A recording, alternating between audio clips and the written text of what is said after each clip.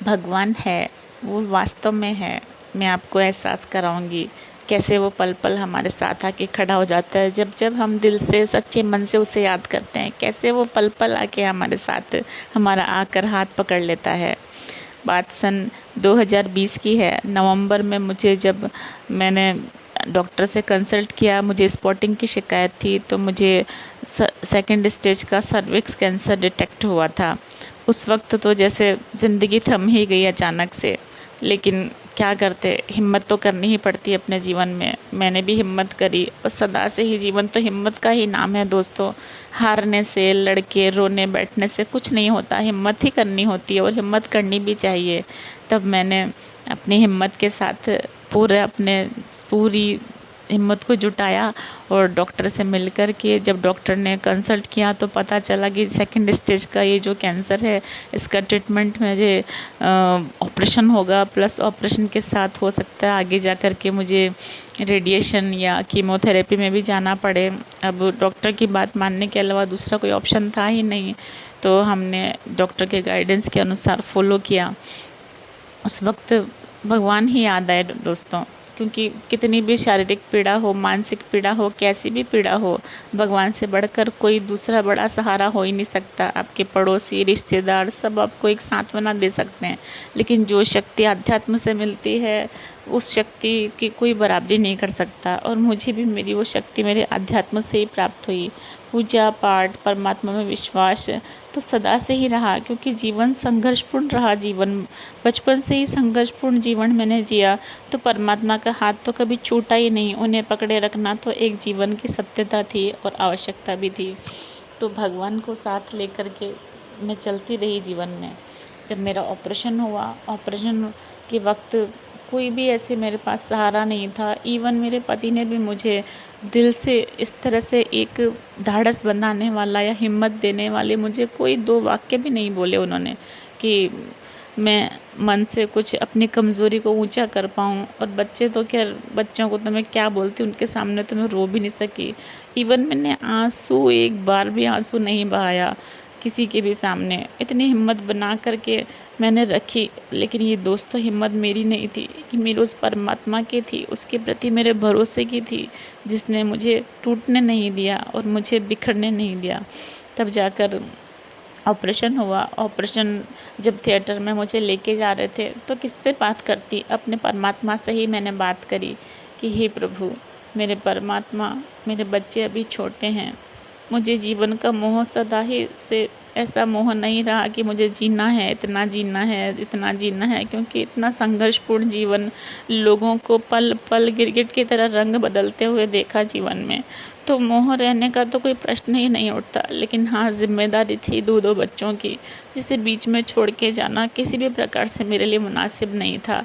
क्योंकि आप जानते हैं, एक बच्चों के लिए जो माँ हो सकती है, वो कोई नहीं हो सकता।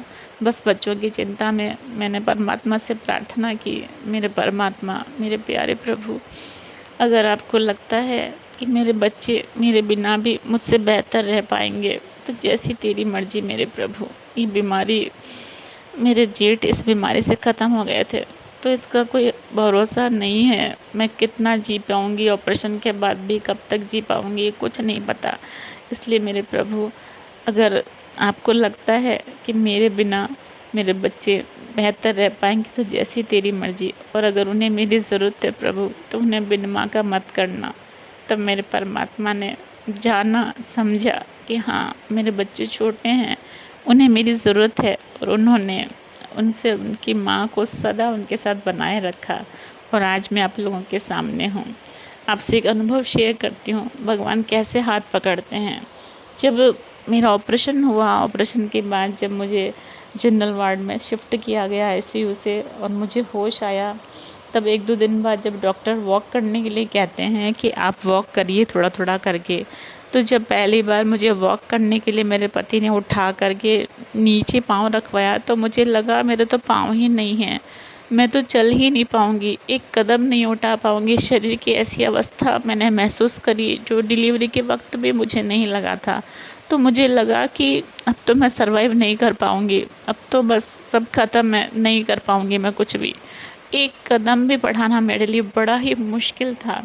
और जैसे मैं ऑपरेशन के पहले के वक्त से ज़्यादा टूट गई उस वक्त कि अब सर्वाइव नहीं कर पाऊँगी मैं, जैसे सब कुछ ख़त्म हो गया। लेकिन तभी जैसे तैसे करके मैंने एक चक्कर लगाया, जो भी बाहर का थोड़ा सा ओपन एरिया था वहाँ पे एक चक्कर लगाया, मेरे पति ने पकड़वा करके मुझे।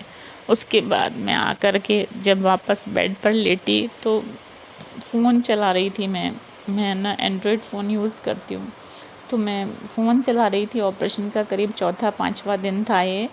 तो जब मैं फ़ोन चला रही थी तो फ़ोन में अचानक से मेरे सामने एक वीडियो आया धन्वंतरि महामंत्र का लेकर के। मैंने आज से पहले कभी कोई मंत्र नहीं पढ़ा था, कभी सुना नहीं था, कभी जाना नहीं था कि भगवान धन्वंतरि का कोई मंत्र होता है। और अचानक से वो वीडियो मेरे सामने पॉपअप हुआ और मैंने उस वीडियो को खोला तो उसमें भगवान धन्वंतरि का मंत्र था। मैंने उस मंत्र को सुना तो जैसे मुझ में एक ऊर्जा का संचार हुआ, एक शक्ति आई, जैसे भगवान धन्वंतरि खुद मुझसे मिलने के लिए आए। खुद उन्होंने आकर के मुझे शक्ति दी कि तुझे जीना है मेरे बच्चे, तुझे जीना है, हिम्मत रखनी है। और मैं अपना अनुभव आपको शेयर नहीं कर सकती दोस्तों। उस वक्त उस मंत्र को सुनने के बाद एक बहुत ही अच्छी ऊर्जा मैंने अपने अंदर महसूस करी। और जब शाम को वॉकिंग का समय आया तो मैंने एक की जगह 3 चक्कर काटे। तो ये मेरा एक अनुभव है कि भगवान और आध्यात्म एक बहुत ही सुंदर चीज़ है। अगर हम उस पर भरोसा करते हैं तो पग पग पे प्रभु हमारी मदद करते हैं। इसलिए जीवन में कभी कोई तकलीफ आती है, समस्या आती है तो भगवान पे लोग सबसे पहले भगवान पे भरोसा छोड़ देते हैं। भगवान तूने क्यों कर दिया, मैं इतनी पूजा करती हूँ, मैं ये पाठ करती हूँ, व्रत करती हूँ। ऐसा नहीं होता दोस्तों। पूजा पाठ व्रत ये सब हम अपने आध्यात्मिक विकास के लिए करते हैं, लेकिन कर्मों का बंधन तो हर किसी को काटना ही पड़ता है ना। जैसे कि मैंने भी काटा, ये रोग मेरे जीवन में आया कहीं ना कहीं मेरे ही किसी गलत फैसले का परिणाम था। ये मैं जान गई आने के बाद में कि हाँ, मेरे जीवन का एक फ़ैसला था जो मैंने गलत किया। उस गलत फैसले ने मुझे इस स्टेज पे पहुंचाया। अब मुझे ये दर्दनाक स्थिति का सामना करना पड़ा इस जीवन में।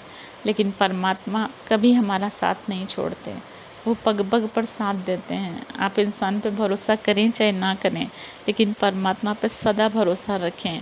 दिल से उसे याद करके तो देखिए, वो तुरंत आपके लिए हाजिर हो जाएंगे। और ये मेरे सामने एक साक्षात अनुभव था कि भगवान धन्वंतरि खुद मुझे हिम्मत देने के लिए आए।